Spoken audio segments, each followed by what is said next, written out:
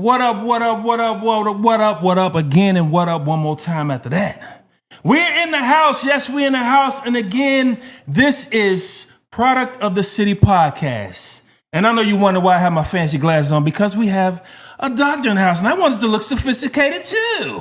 You know? I wanted to look fancy. I wanted to look like I was important.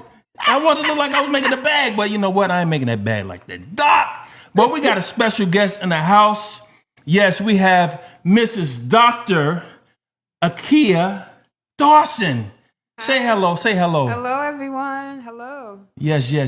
She's up in the house. She's in the house. She's in the house. And I love it. I love it. I love it. We have her in the house, man, because look, she's young. She's looking intelligent, and she is intelligent, and she's come from an intelligent species, if you want to say that. So everything is intelligent here. You know what I'm saying? So we're gonna get it like that. But we want to jump off and start this thing by saying me and my lovely wife, we are the Dream Team. The Dream Team is here. Yes, we're in the building. We're in the building, yes. Dave, I just want to let anyone know, too, to join us, because I know everybody's so used to us being Pillow Talk Live podcast. And like we said, we have changed our name to, but we're keeping Pillow Talk Live podcast. That we're going to go back from the original, back to in the bedroom, and we're going to talk, about relationships and marriages and things, how we first came on with the Pillow Talk. But now we're on a different level. Now we're going to be traveling on the road, doing our podcast on the road. So this podcast is called The Product of the City. So wherever city we in, and mainly we're going to be doing more here in Cincinnati because this is hometown, but we have other states where we're going to be on the road this summer too, doing a lot of podcasts. So we do want to get that out there. So this podcast, when we interviewing people, is called The Product of the City. Yes. We had to throw that applause up in there. Yes, we did. Yes, this is Product of the City podcast. This is where we go around interviewing people. And we, speaking on interviewing people, we have, like I said, the doctor is in the house. You know, it's a cool model. You should say, go see the doctor. Well, we are seeing her right now. Yes, we are. And we're going to jump right into this beautiful day, this beautiful, lovely day, this podcast. We're going to jump right into some questions. And I want to know, I keep saying Mrs. Doctor. I'm going to say Doctor. I want to know Dr. Dawson. Dr. Dawson, what inspires you to become a doctor? Thank you for asking that question. I think overall, when I was younger, I didn't come with a silver spoon in my mouth. Yes. I had to grow up kind of fighting hard. But when I went into high school, I got exposed to a lot of like honor classes, chemistry classes, stuff like that. Right. And then I had this mentor, and he was like, Akia, you always like science. You always like medicine. Why don't you go to school? I was like, I don't know if I want to go to school. I didn't even think I was going to go to college, actually. But wow. He actually kind of paved my way to go into like undergrad, and then I got exposed to medicine that way. Right. And so I think it was a combination of him and then also my younger brother. I have a younger autistic brother, and he actually really inspired me. I grew up taking care of him with my mom. My mother was a single mom, and we grew up kind of just having to care for special needs. So I think it was a combination of stuff, but definitely medicine I've always had like a caring and giving nature. I was always interested in the science field. So I think that was what inspired me ultimately. That's very good. I would say that's good inspiration. Yes. That's very good inspiration. Yes. So I love that. I love that. Yes. So how do you manage the stress and long work hours of being a doctor? So you have to be very organized. If you're not organized, you won't make it far. And you also have to have your mental health on the right track. If you are not in a space where you're not mentally well, you won't make it far either, because you're working 80-hour plus weeks. Some 80 hours? 80 hours plus weeks. They actually put a limit on it because back in the day, you could work 100, over 120. I think they put a cap on how much you can work now. It's a law, and someone wound up passing away. Oh, the actual doctor wound up. Yeah. So now it's a law, but you work a lot. you have to really be focused. You have to be organized, and your mental health has to be on point. So I'm a very organized person. I do things that make me happy outside of work, so that when I go to work, I can give the best care to my patients. Yes. Yes. But yeah, I think that's my answer. I hope it's probably. yeah. I hope it answers it. No, that answered it. Yeah, yeah. Yes. That's when you say you had that balance in there. You say you keep yourself, you keep your mind focused and balanced by doing something outside of work. So you Yeah, keep your mind 100%. open and busy. Yes, that's good. Yeah, that's good. That's good. So tell me this. So how long did it take you to become a medical doctor?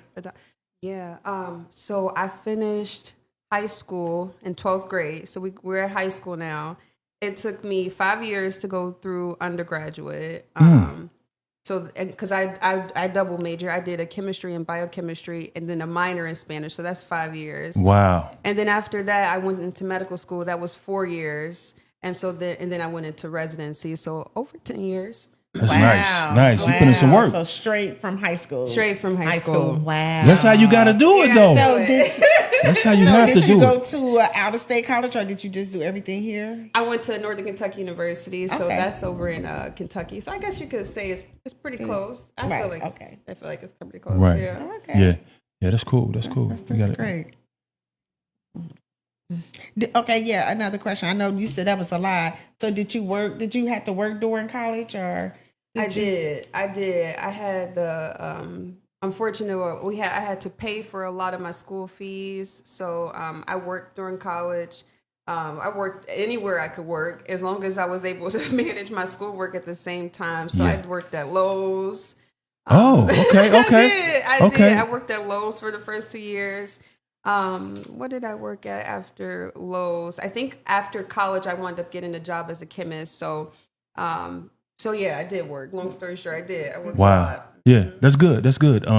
You have what it seems is some basic skills that a child or a teen should have growing up. They need to work. They need to put in the work and not that silver spoon. So Right. that's really nice that you put in that work ethic. So you kind of get a grasp of how you want to go into your career. Yeah. You want to be serious about it. You want to be into it. You want to give it your all. So yeah, that's great. That's great. 100%. That's great. Right. See, Reese, I asked the question because just think, just that much schooling and time. It's like, to do that much and work, like that's a strong person. Grind. So like, yes, Grinding, a yeah. strong person. Oh, yeah. Like that's a lot of you. schooling. That's why I asked the question. Like, did you have to work too?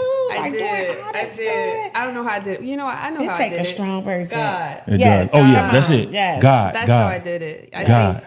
I think God implanted something in me. He said, just keep going, just keep going. And I was that person who never gave up. Like, no matter what, I never gave up. I just kept going. Even when I was knocked down, I just got back up on my feet and I kept going. And I had a goal in mind. Like I had a vision. I said, I want to get to this place and I know it's going to require a lot of hard work to get to that place. So I just kept going. Right. Okay. Awesome. Okay. On somewhat that note, I want to know this. Mm-hmm. What are some of the most rewarding aspects of your medical career? I like that question. Yes. So it reminds me, like, I don't know if you know old medicine, but in old medicine, there wasn't hospitals. You would go to the patient's house. You would show up at their door with your bag. Right. You would show up at the door with your bag and you got your stethoscope and you would diagnose the patient that way. And so I think the way I practice now, or the way I try to practice, is I try to incorporate a little bit of old medicine.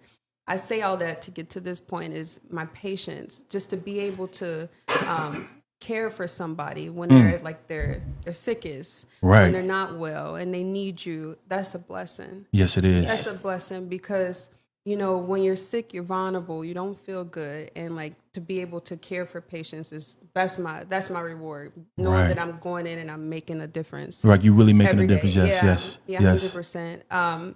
Other than that, being able to learn, I love learning. Okay, like okay. anything in the medical field, I really enjoy it. So Yeah. I think it's a combination of those two for sure. Okay. That's great. That's great. I got something for you. Okay. What ethical dilemmas have you encountered in your practice? I would say,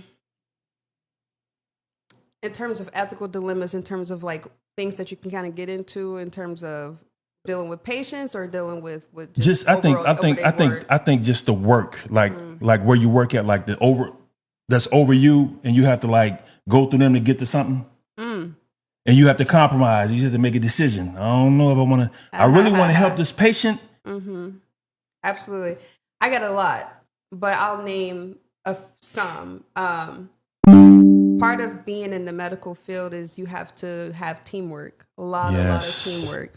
Yes. And sometimes everybody wants to play boss.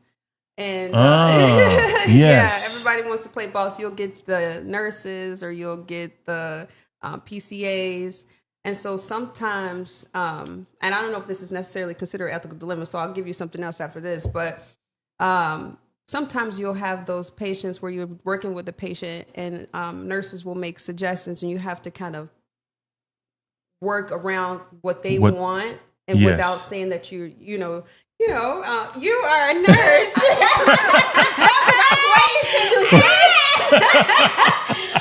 You have to kind of say like, Dr.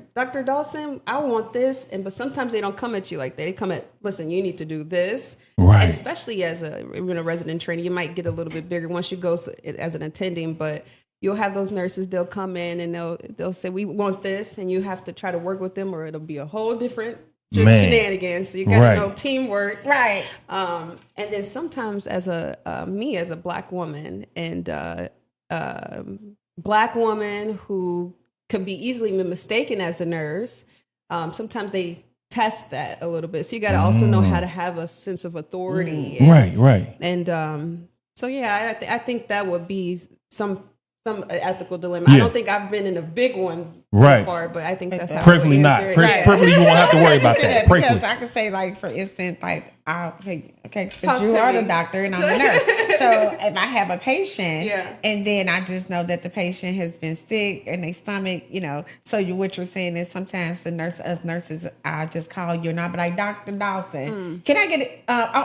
Can you order a KUB? I'm not asking. I'm immediately. Immediately. Can I get a KUB?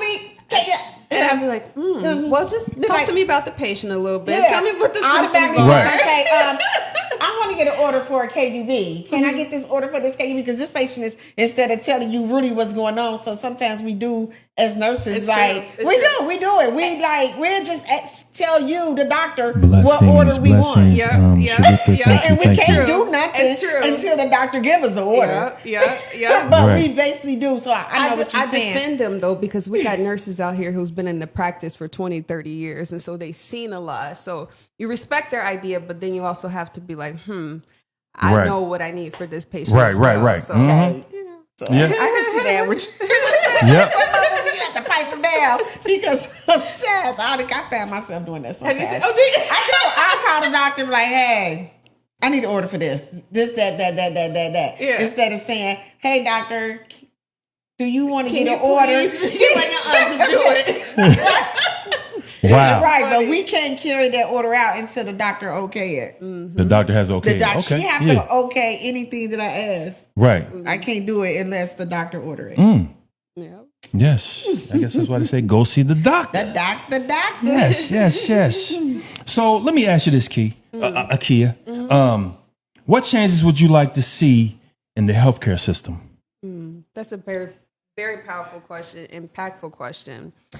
One of the changes that I want to see is I want to see patients who come from diverse populations, diverse backgrounds.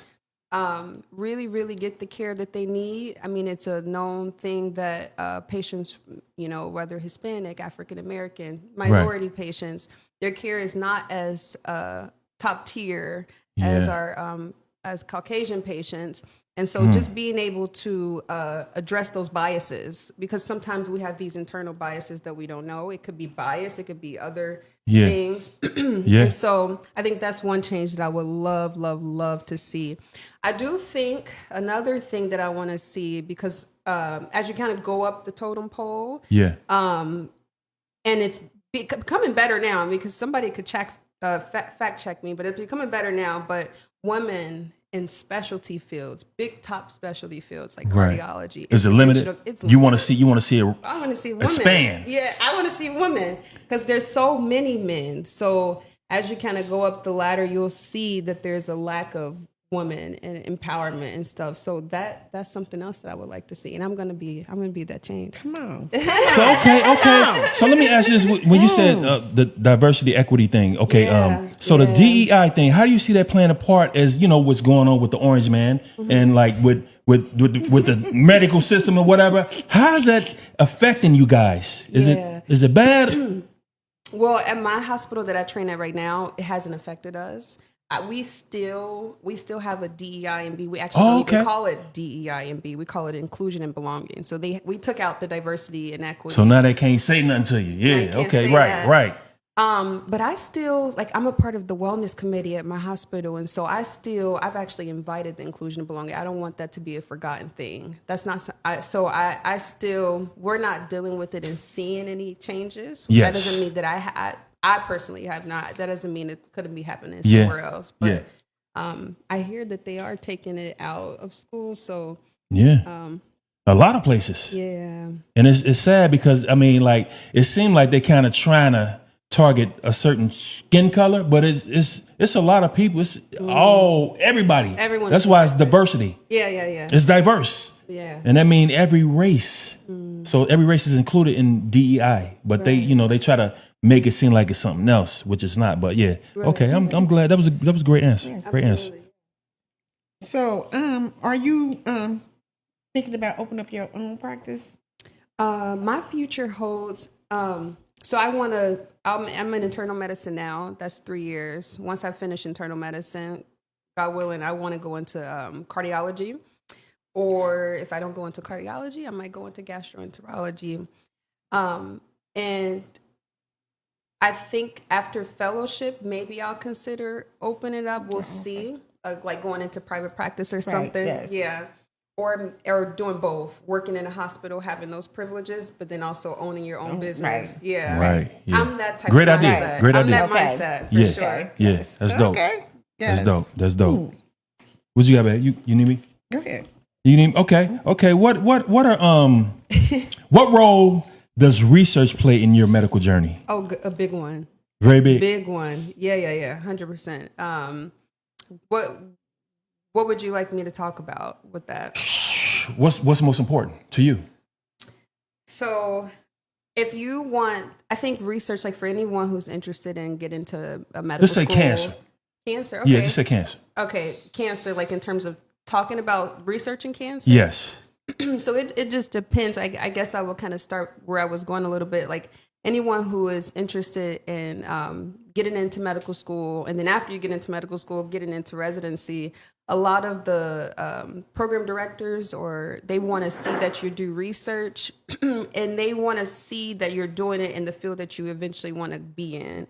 And so, for example, hematology, oncology, cancer, if you're interested in hematology, oncology, you probably not so much in medical school, but once you get into residency, you'll start like linking up with the attendings, really becoming like friends, acquainted with them, and they'll get you some research because it's really big. Like actually hematology, oncology is it's hard to get into it without research. So, so it's very important to do research because research isn't just, for a name. It's more so like you're trying to help your community, your medical professionals, like learn something new. And also you're trying to help the patient to better patient care. So it's very important. Yes. So explain this. What are the moral responsibilities of a doctor?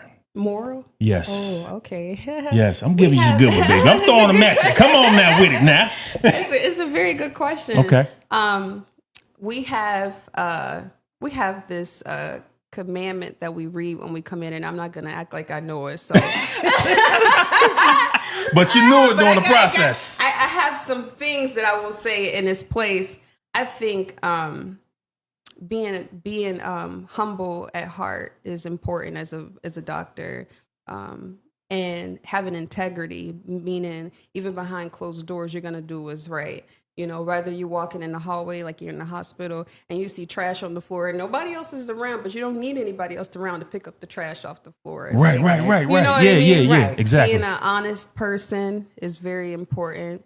And just being able to learn in this field, like this whole, really, when you become a doctor, you're signing up to learn for the rest of your life. So being open to learning. Yeah. That's what you, and receiving knowledge and listening, like listen to other people. Yeah. 100%. Because even as an attending, like, oh, you made it.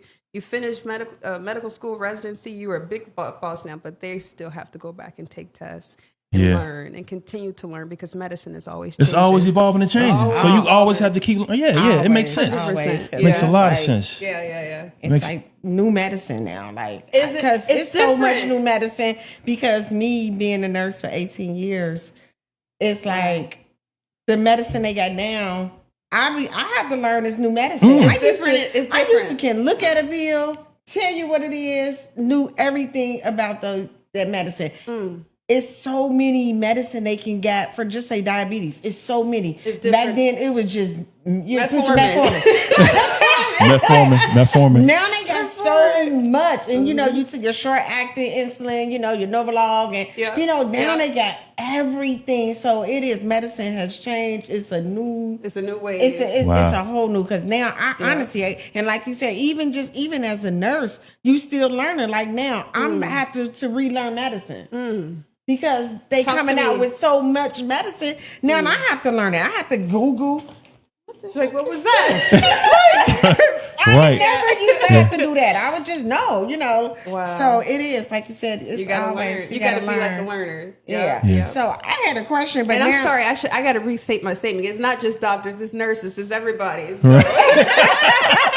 Yes. Yeah. Now it really, because it's just so much new stuff that they come out with now and whatever. I was gonna ask this question, but I guess it wouldn't pertain to you, because I'm geriatric, so I'm I know in the next one. Okay. And so the doctor normally would come, and now sometimes they will write, and it's so hard. So do they teach y'all shorthand? I mean, is it like the scribble Straight to the point. So everything is electronic now. Right. Yeah, That's what I'm saying. But I feel like we still got it. We have those doctors here. There you go. Sign it real quick and give it to you. Yeah. We still got that. But to answer your question, a lot of it is electronic now, so we don't even you don't see our handwriting that much. Wow. Still somewhat in a nursing homes and rehabilitation centers, whatever. Sometimes the doctors still come and they still ask for the the script. Okay. And they were right. I like that. Yeah, they were right. medicine. It depends on which facility I be at or whatever, because I be over. They still right, and then I'm like, they had to teach them shorthand. They do all that, and you barely can understand it. So that won't apply to you, because you Probably you just gonna type it in, and then the nurses go look like Dr. Dawson put this order in, so you got to carry it out. Okay. Mm-hmm. Yeah. So April 6, 03, my mom's passed away.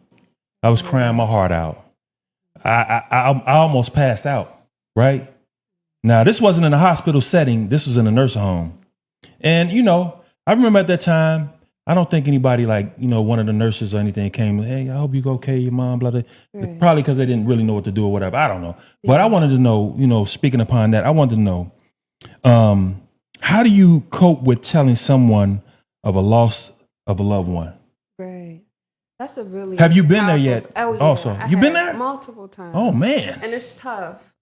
It's a very tough thing to do because you have to see it from their side and how they're feeling as well. Right. And I actually had a patient. He had lung cancer, small cell lung carcinoma, and when he came in, he was so vibrant. Like he had he was ready to fight for his life. Oh, right. I'm ready to fight. But he was on what we call BiPAP at that time. So that was what his way of breathing. He wound up having to be intubated later. And we were breathing for him. But when he came in, we were so optimistic. And so I say this point just to make sure, it's like you can't overpromise the patient in the beginning, because you don't know if they're going to end up dead. Right. And so we were so optimistic that he would get better.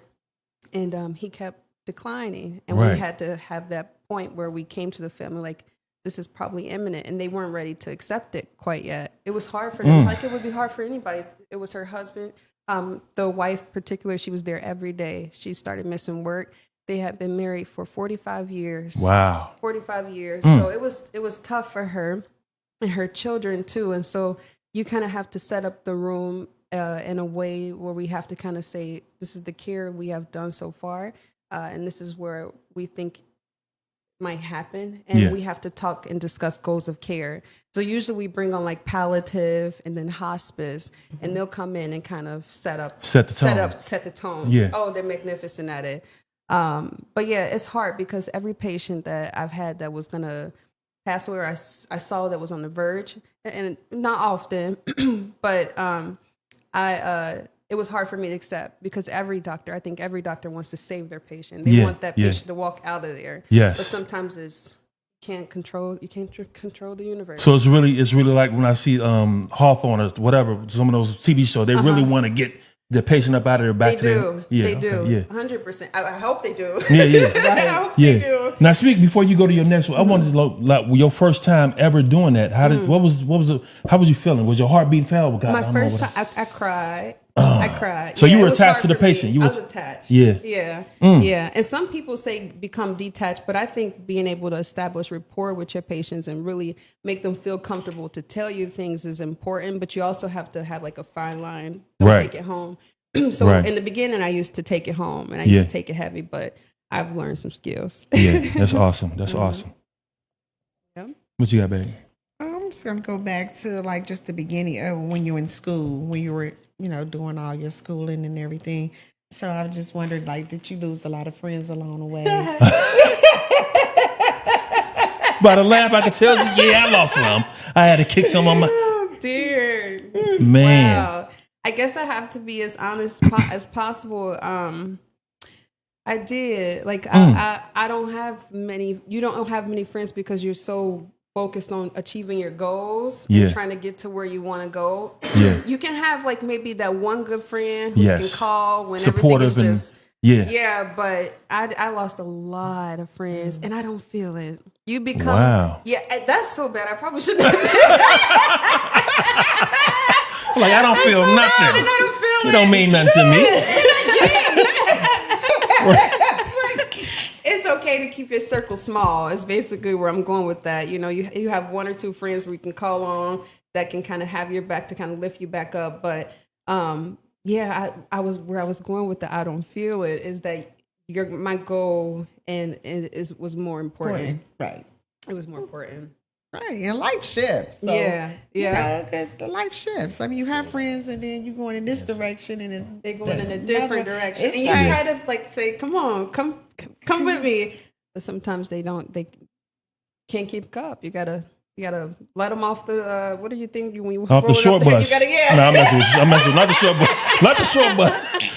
But you gotta let them off. Hey, I'm sorry because sometimes I've seen this, especially when you're like an entertainer, somebody like that. It's like, when you get started, you got friends, but then you start elevating. Matter of fact, Damon Wayne was talking about this the other day. He said, you elevate, and it's like the level that you go to and the money that you get to, and it's like the people that you meet and mingle with. It's like your friends.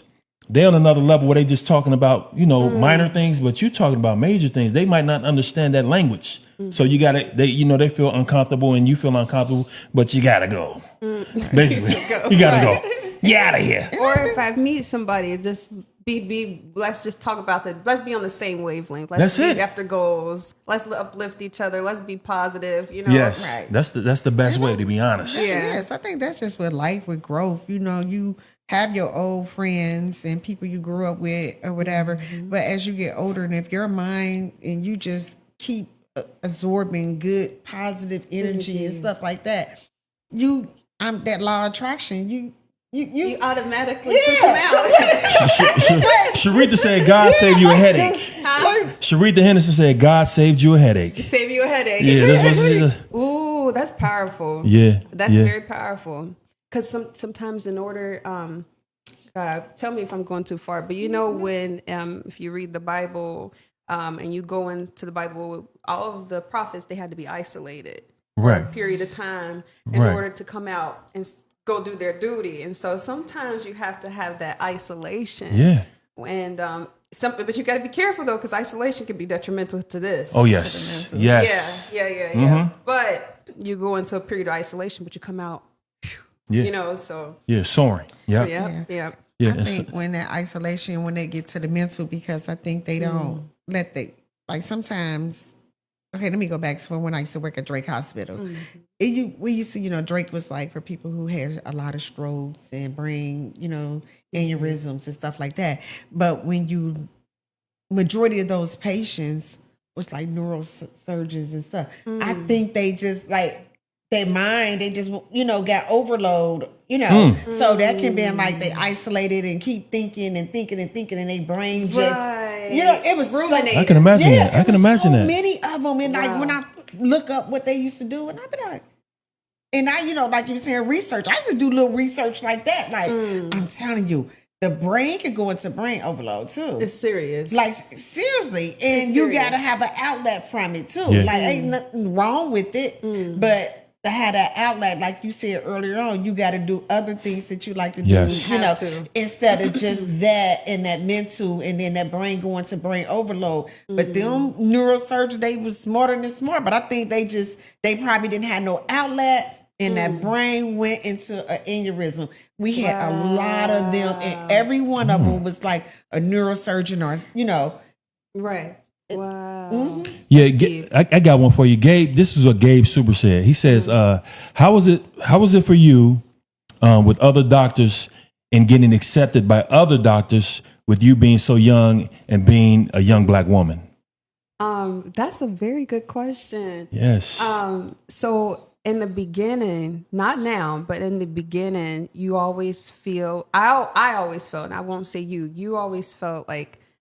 I always felt like I had to prove myself. I had to show up every single day because I wasn't going to be that girl that you took for granted.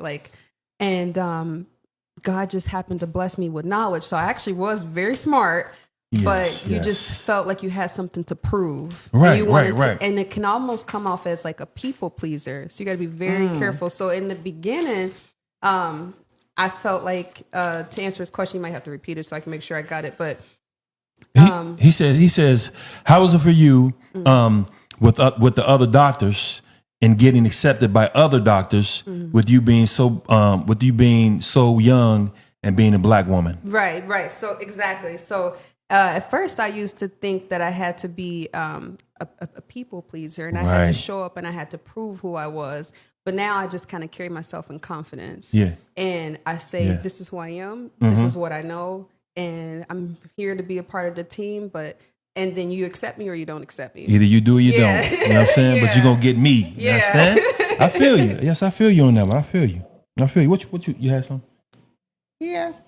So being so young and you being so young and then you didn't conquer a lot in such a young age. I appreciate that. So I just want to have you treated yourself to a big gift. Come on, Mama. What's he get? What's he get? Like, I have. You have. That's what's up. One of which is my car. Yes. Congratulations. Yes. Congratulations. Yes. I have, but I should treat myself to something bigger. Okay. That's what's up. Okay. It'll come. You're so young, and look how you did. And crazy. yes, you work hard, you eat big. So proud of you. Like, Thank you. I love this. I love it. Like, that's why we had to have her on the is show. love. Yes, exactly. Like, I love it. Because we want to I inspire love it. those Yeah, young we women don't out there to see get this. get up there. Get up there and get it. You know what I'm saying? Yeah. We don't see this. I love it. I love Inspiration at its best. Thank you. Good job. Yes. Sadora Good job. there. Good job. Good job, Sadora. So Akia, Yes, please. in your opinion, what's the most pressing healthcare issue today? That's a very impactful question. The most pressing healthcare issue To you, in your opinion? I think the rise of certain diseases. So now, for example, colon cancer. We used to think colon cancer screening used to be at age 50. You go at 50. Now it was pushed to 45, if I'm not mistaken. That's the cutoff, the USPSTF. But now you see colon cancer showing up in our young adults, 29, 28, 30 years old. So why is that? Is it diet? I think it's mainly diet. So I think we're starting to see some of these diseases that are supposed to happen in older individuals and our younger individuals. Right. And so that's pressing because we need to start thinking about preventative health measures and things that we need to kind of stop so that we ideally you don't want to see it at all, but we shouldn't be seeing it in our 20s and 30s. Right. Yeah, it's Right. young. I think it's the diet, the food. It is. Especially in America too. Yes, it have to be so. Because why now? So what's the reverse, the change, other than over the years, the type of foods and everything that's in our face now, like these big old grapes about the size of our heads.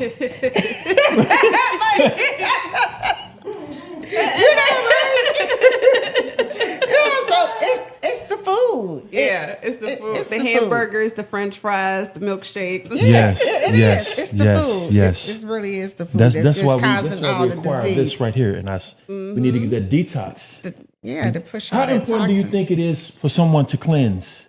I love that. I love that idea. Keeping your body clean in multiple different ways, whether it's using lemon water, whether it's actually going to get a cleanse. Yes. I think it's important.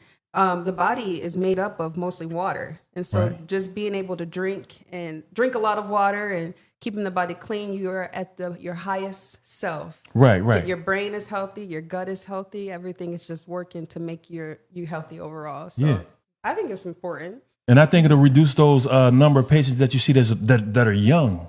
You think You so? know, I think it'll help. I'm Okay, not gonna say it's gonna cure it, but I think it will help. Yes. Oh, she was just talking about. See, I do that. I'm 53. My bad. I don't know. But yeah, that's awesome, man. That you said that. Yes, that's awesome. So let me ask you this: How do you handle situations where treatment options are limited? Oh, I used to be in that area. So funny. So like when I was in medical school, I was that student who wanted to do everything, get their hands on everything. And so I used to work for Miami Rescue Mission Clinic.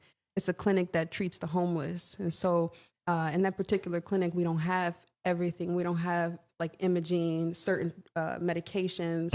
And then it gets to the point where you'll have so much that you can treat, or you have to say we can only treat this amount of patients. Oh man! So how do I work in that? You have to think resourcefully.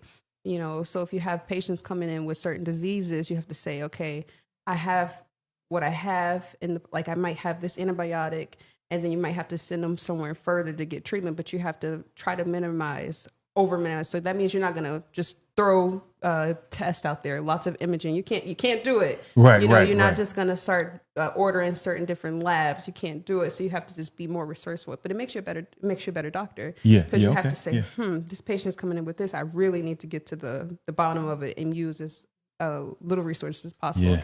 It was even worse. Like not to talk too long, but when I was in Barbados, I trained in Barbados as well.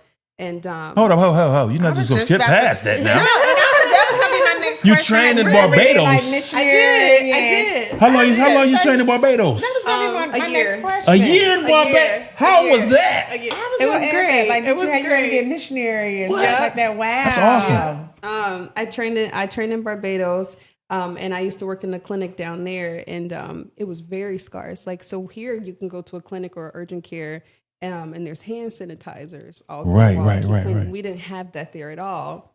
Yeah.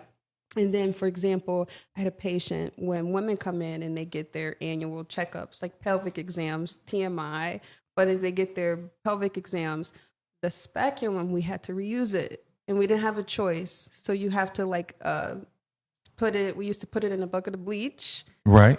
We didn't have autoclave things. We have to clean it that way. We had to reuse it. So, and that was years ago, but hopefully that has changed. But that limited like that, and being able to just give the best care to that patient.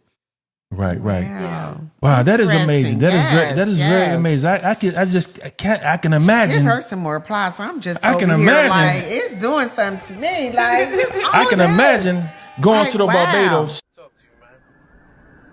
Yeah, nah, fuck all that. Let's see each other tomorrow. Alright, just text me what time. I'm running for mayor next year. The last thing I need is some bitch fucking up my streets. We can come to a compromise. You don't want to attend no more funerals, do you? Because I'm playing for keeps. Key to the city, huh? Yeah. Guess what? What? I want the whole damn state, chief. The key to the city don't do nothing for me. Well, damn.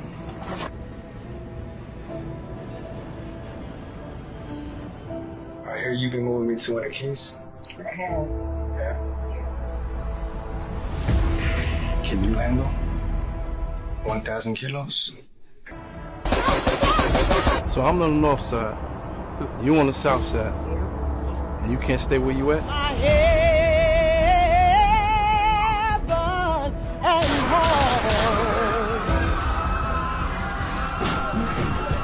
Where is real dope? I don't have it. Bitch! Hey, I got the shit. Got it? Yes, go. Let's go. Why talk about me? You're dead. So where's my money? I don't know, nigga. I don't know. I don't know. I believe you got nothing to do with my money. Nothing, man. Nothing. Yo, cause you know I ain't like that. You know I ain't like that, man. Get off me, bro. Fuck it, man. Put his feet in the Don't do that, Rip. Don't let him do this, Rip. Come on, Rip. Nah, man. No, I didn't do this.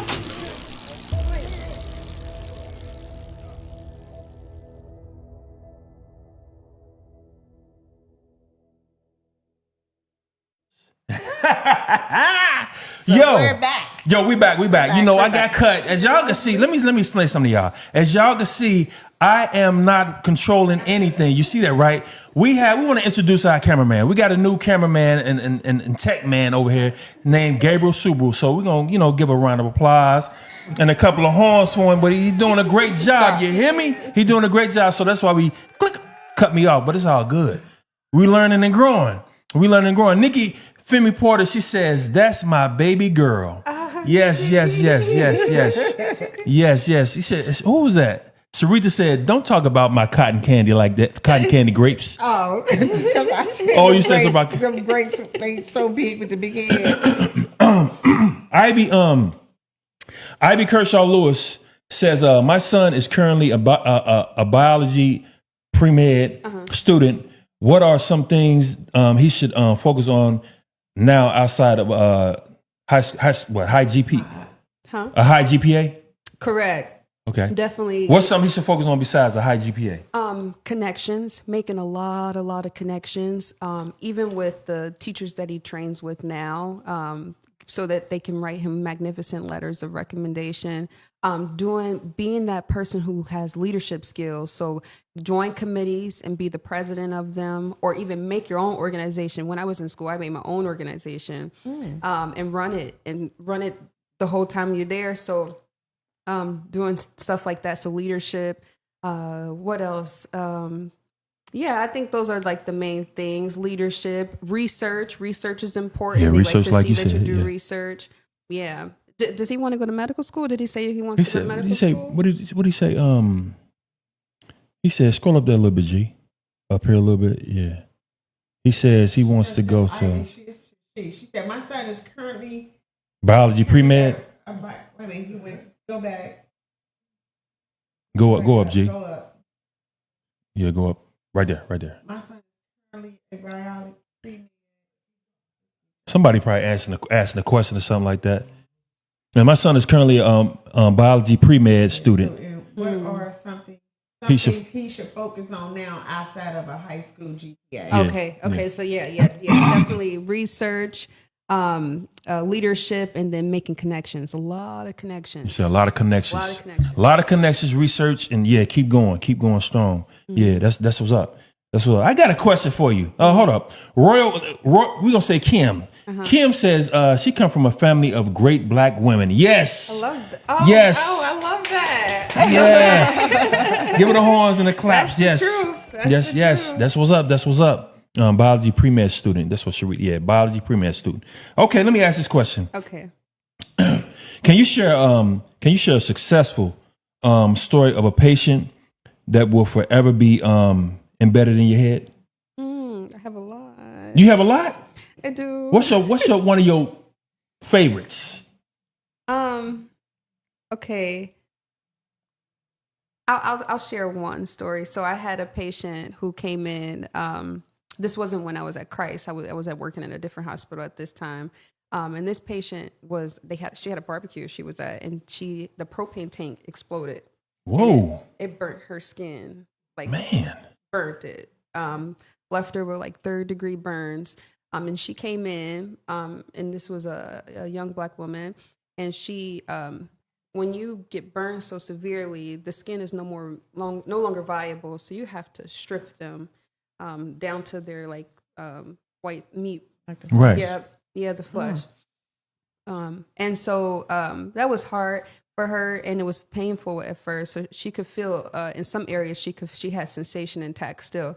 And so I sung to her, and I had to make her feel comfortable. And I remember singing to her and making her and kind of walking her through the process. And so as I kind of literally combed the skin off of her body. Oh man! So that was something I never will forget. That's something I never forget. Wow. Yeah. What made you come up with the scene? You just thought like, let me just. I felt like we connected. I had established rapport with my patient, and I said, how can I make this feel easier for her? And I just started humming, and she started humming back with me. Right. And I said, so then I started singing. I don't know how to sing, but I'm about to say, let me hear you sing something. Because you got my sister up there, she done came out of the cave. Like, hold up, who's trying to sing here? It's all good. Yeah, it's all. So you sung and it made her feel better. It made her feel better, and it made her feel like she could trust me. Yes. So she wanted the care improved. Ultimately the health care that I provided to her improved because she's a little bit more pliable with me. So. Right. That's nice. Wow. That is very nice, man. Interesting. You need doctors. Like I could tell some of these stories that you're telling me, like, just the answers you're giving me, I could tell that you really do care about your patients and you do care about your work.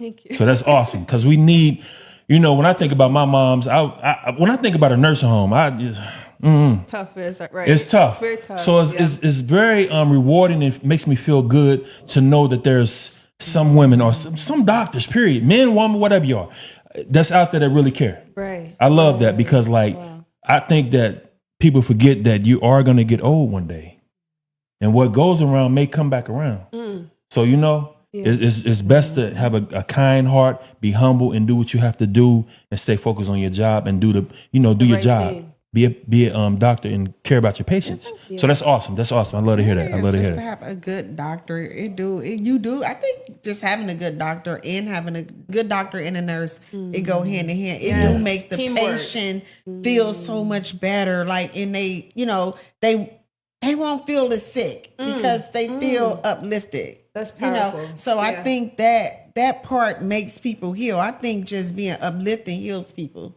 Because if you have a doctor that's not willing to listen Or don't care. care, then you just like your energy, and I'm big on energy. So then your energy just go. Right. How can you heal if your energy is not there? Yeah. How? Wow. The body's not going to heal if you don't have no energy. That's if you got powerful. low energy, your body is not going to heal. Wow. Yeah. I'm a true believer in that. It's very important. So you gotta have somebody you can trust and you feel safe and you can tell that they care and they care for me. You can go to sleep at night and Yeah. say, I'm Yes. be okay. Be okay. Yeah. So all that go together. So and I can tell too, just from your energy. You can that tell. that Yeah. doctor and God placed you in that position because Yeah. we need it. We need it. It's gone. We need it in the healthcare field. We need that. Definitely. So that Kim answers her question that she asked me early. What else is the pressing issue? I like Yes. that. I need more doctors that care. Yes. Need more. We need more. We need more. Everybody want to make $1. We'll be lying if we say we don't. But when we sign up for these jobs, Oh, that's a great we have to We got going you, in there Kim. I to got you. care Hold to on. take care of people. You know, you going and you doing God's work. You Yeah. know, God said, take care of my people and I take care of you. Yeah. So if you're taking care of God people, he's going to bless you in more ways so you can get more money and more, Yes. you know, ways, Your you heart know. has to So be You don't have to there. worry. So You don't have to worry. Yeah. about the money, even though everybody going to work, want to make some money. Yes. That's just it. But when your heart, like, you know, is there and you doing the work of God, you don't have to be so spiritual, or, you know, if you just go sign up and you doing the work for God, you take care of his people, God got you. Right. God got you. That's right. God got you. I want to, speaking on that note, I'm going to go to Kim's question. She said, being in the medical field, do you find a lot of doctors lean on faith or just stand on complete science? Oh wow, that's see, I can't answer for every doctor. I can only answer for myself. Right. I do know that it's always important to practice what you were taught through medical school, and then experience is going to teach you too. So even what you learn in the books is not going to equate to what you get in that field. You start seeing a whole different. You get in the hospital, you start seeing a whole different thing. Yeah. But I think you have to practice the science and what you learned, Right. because that's how you're going to treat. That's how you're going to know. And then those patients who are faith-based and those patients who want prayer, you know, you invite like the chaplain Yes. or something in their room, but I can't speak for everybody. Right, so I don't right, know right. how they practice. But I know modern medicine and not naturalistic, holistic medicine. Right. It's going by mostly science. You know, Oh, you have to yeah. practice what you kind of know, what you've seen Yeah. before. Yeah. Yeah. Kind of a balance, but more, like you said, science. Yeah, I understand that. So let me ask you this. So what role will AI play in medical diagnostics? It's huge. It's big. Is I kid you not, I don't even know what AI is. Well, I know what AI is, but Artificial I don't, intelligence, like- I know what it is. Yeah. It's just, it's so big. I don't pay attention to it too much because I like old medicine. So I'm the type of doctor who wants to use paper. Right. And even though I have to use like Epic and EMR systems like that, I have to type because I don't have a choice. I prefer the old medicine technique, but I think AI is so big now that I just was at a cardiology conference, a national cardiology conference back in Chicago, and they have these ultrasound machines for the heart, and it's computing all of the numbers for you. Like we don't have to do it anymore. Like So you normally had to do what when you did that? Not me, but like the ultrasound techs will go, and then the doctors would measure certain aspects of the heart. That is crazy. But now AI is kind of just like doing everything. As soon as you for do it, it just pop up. Right. That's so it's crazy. going to play a huge role. That's the next wave. That takes a lot of next wave. press and stress off you guys, right? Yeah. Or them. Well, I guess That's in that so. field. It makes it easier. Yeah. You know, it speaks to the volume and power of technology that's coming in the future. Right. So yeah, it's making a wave. It's kind of like. I guess I got to hop on the boat. You gotta, because it's coming. It's coming. Like I gotta get on this. But a lot of this stuff that they coming up with, like this new science and all this stuff, like you know, years ago, like they can tell like what's the gender of a baby by just the blood now. You know, years ago. Yeah. Is that true? Yeah. I didn't know That's that. crazy. It just happened to somebody It's I like, know wow. recently. Wow. When we were having children, we had to be at least about 20 weeks, 4 or 5 months Man. before to get a sonogram to see. No, now she was what? 12, 13 weeks pregnant. She got a blood test. And got a blood test, and they told her the gender of the baby. That's deep. I said, no That's way. crazy. That's crazy. I could not believe that. Like, so it's so much now. You know, that's why I be saying, like, they can do all this. They got cure for cancer. They got cure, you know, because if you can do from bloods, detect what a gender of the baby gonna be from blood. That's technology, man. And you can't tell me they don't have a cure for cancer. Or they're gonna come up with one. Yeah, Hopefully. like, Or they it's won't like, let. They don't want to let it because of out. the pharmaceutical for the They money. don't want to let it go. But they gotta make gotta that know. money. You know what I'm saying? Like they gotta know. It's a cure for that. Yeah. It have to, because when that really just It was blew your kind of mind. yeah, What like what is this? You're at 13 weeks and you can just from a blood test know what the gender of the baby is. That's deep. That's crazy. I couldn't believe that. I have to look into that. Yeah, that's crazy. Girl, That's it blew crazy. me away. It's crazy. I got a question for you. This is a 2-part question. Okay. 2-part question. Sure. Do you like telehealth, and how will it continue to evolve and impact a patient's care? I personally don't like telehealth. I like. She said she don't like telehealth. I told him Yeah, the I same don't thing. like telehealth. I told him the same thing the other day when we talked about this. Explain what, for those that don't know, explain what telehealth Explain. is. So telehealth is a new like technology system where if you don't want to come in to see your doctor, especially it really took off during COVID. Like you don't want to come in to see your doctor, you can have like a one-on-one conversation, like Zoom, a virtual meeting that way. And I don't like it because I disconnect with my patient. I don't get to see them. Is that funny? Okay. Yeah. I disconnect with my patients, so I do. I personally don't like it, but in terms of where it's going, is that was your question? How will it continue to evolve and impact patients' care? I think how it will continue to evolve. I don't know. I don't think it's going anywhere because it's so easy now where I don't have to get out of the bed. I can just keep my pajamas on and just go talk to my doctor about what's going on with me. Right. So I don't know if it's going anywhere, but how it will impact patient care. I think pros and cons. The pros is that what I kind of just said is easier. It's easier to kind of get on your computer, talk with your doctor, and then he'll send you a prescription. You just go pick it up. The cons is you do lose that disconnect. That establishing the rapport and being able to like feel and touch the patient, do a physical exam because somebody call you with a cough. What if they have something in their neck? And you have to, So I think, it's crazy. to each his own. It is, and like you said, like I think to me it's part of laziness to the doctor because it's like if they like it, you think it's lazy. Okay, let me just tell you my thing about it. I feel like because it's like come and see your patient.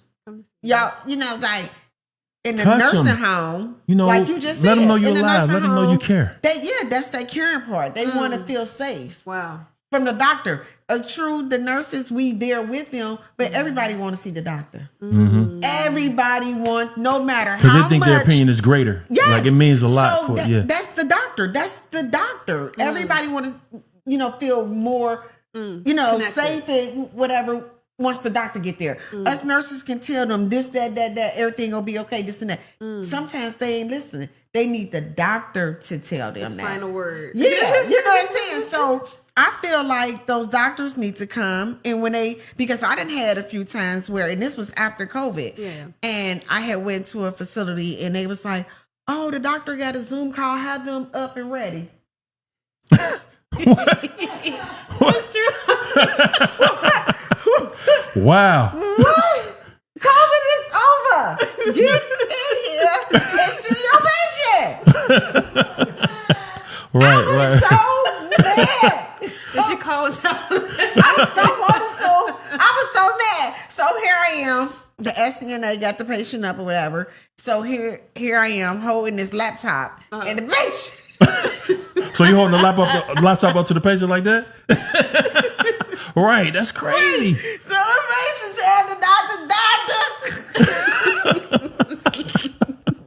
this hurt, that hurt, everything explained, all this little stuff. And I'm just standing there like, and the doctor like, so can you do? And I'm getting madder and madder. Like, I cannot. Please show me. Yes. I cannot believe this doctor is really right there and not coming to see this patient.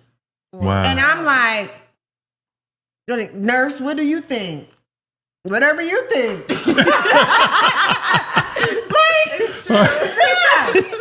Whatever you think. I can't do nothing until you tell me to do something. So what do you think? Yeah, I'm like, I don't like it. I don't like the telehealth. That's what me and home, we were just discussing that the other day, and I was telling them I don't like when the doctors just want to video chat their patient. Come and get that relationship with them, so I'm glad you don't like it. He said, I'm glad you don't like it. I'm glad you don't like it. You're not one of those doctors. I got a question. This was not even on the script, but I'm like, I always wondered this. Do doctors have doctors? Yes. Like you got have to. a personal doctor that checks on you? Like, no, I know I don't. I got this because I'm a doctor. I'm a human being. Right.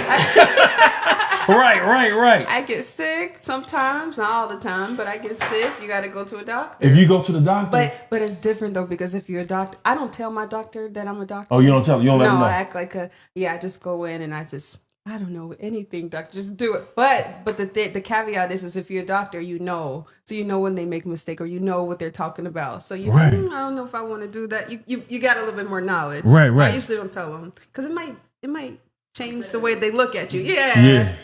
They might be nervous. I think you have. Let me not say it the wrong way. I think you might have, instead of saying you have, I think you might have this. I don't want you to misjudge me. I think you might. Yeah. Right. That's crazy, man. That's crazy. So we're kind of like, winding it down a little bit, but I want to ask this. What are your hopes for the future of your medical research? Okay, I love that. So right now, as I'm in residency, I want to publish a lot of papers. I mean, I have to have a team to kind of help me push it out, but I want to get a lot of papers published because not just for the name, but more so because I love medical research. Right. I love it. So my future is to have more publications. You guys know what I'm not sure. I'm not familiar with that. Okay. Exactly. Yeah. Publications is basically where you'll do research, whether it's a case report, an article, abstract, stuff like that, and then you submit it to a journal.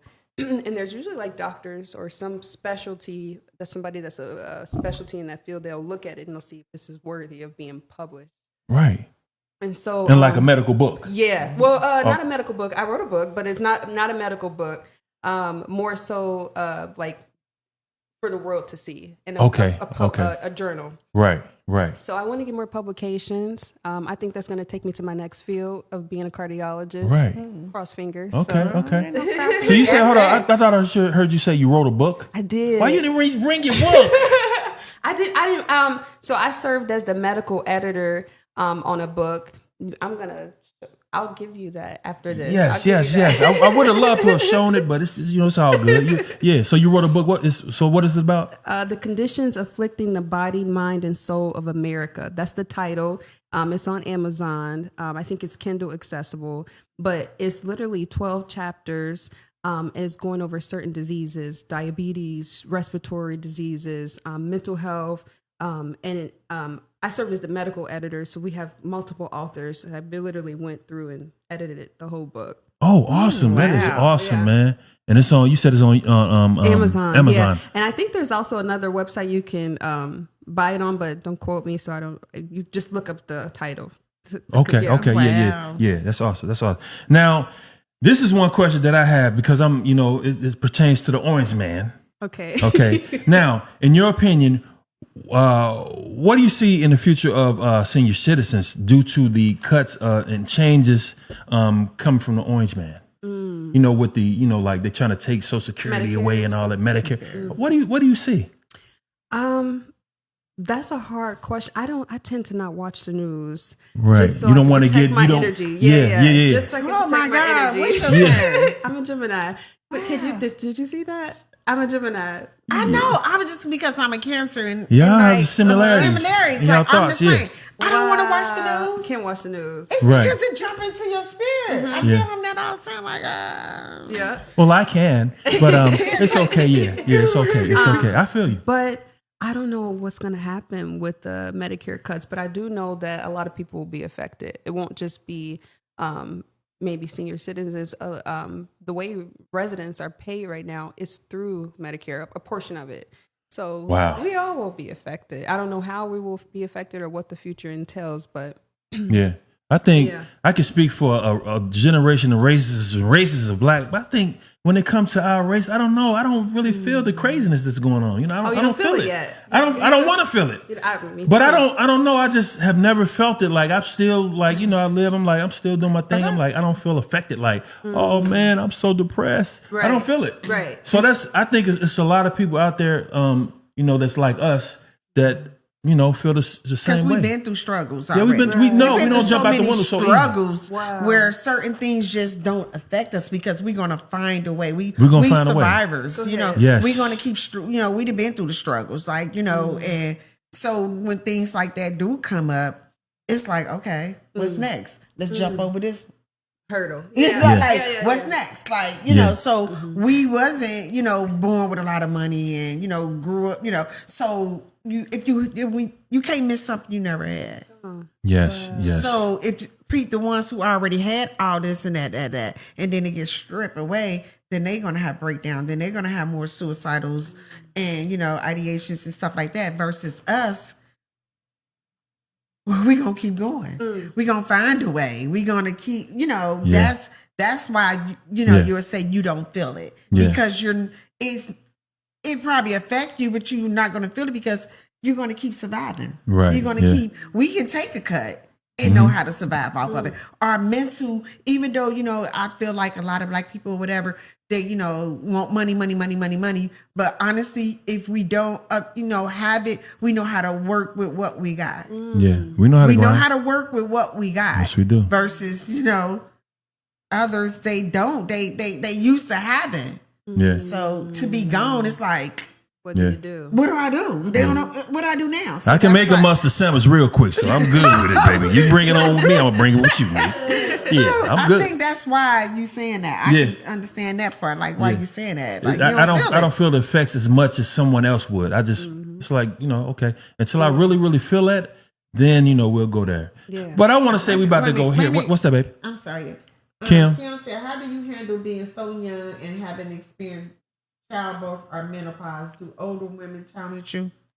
Oh, how do I handle being so young and having to experience? haven't experienced childbirth. How do you handle being so young and having experienced childbirth or menopause? Do older women challenge you? I don't think so it's funny. I don't get challenged. Sometimes you will get those patients who will challenge you like, you're not old enough to be my doctor. Right. You're just a baby. You weren't even born. I do get that. I get that. Right. Do you mind telling your age before you go? I'm 30. I'm 30. She's 30 years old. Yeah. Young so doctor. I'm not Yes. that young. But 30. That's a doctor. Man. You're in a great space, man. You're in a great space. 30 years old. Your life is up there. You still have a ways to go, but you still, you're in a great place. Thank you. But finish what you were saying. Okay. But I think being able to connect with the patient, and then it goes back to that point, where do you feel like you have to not really please yourself, but show them what you know. Like, I'm capable. Right. I know what's going on with you. And that kind of builds that trust where they don't question. They don't. Yeah. But you have them. Right. You have them. And they will voice it. People are not afraid. Yeah, that's what's up. Mm-hmm. So yes, we are here. We want to thank Mrs. Doctor Akia Dawson for coming and gracing our platform with her youngness and her experience and her intelligence and everything else that comes along with that. We want to thank you guys for tuning in to another episode of Product of the City. And we're going to keep it coming. We're going to keep it going. We're going to keep it flowing. We want to thank you. And we are so out of here. Peace. Yes.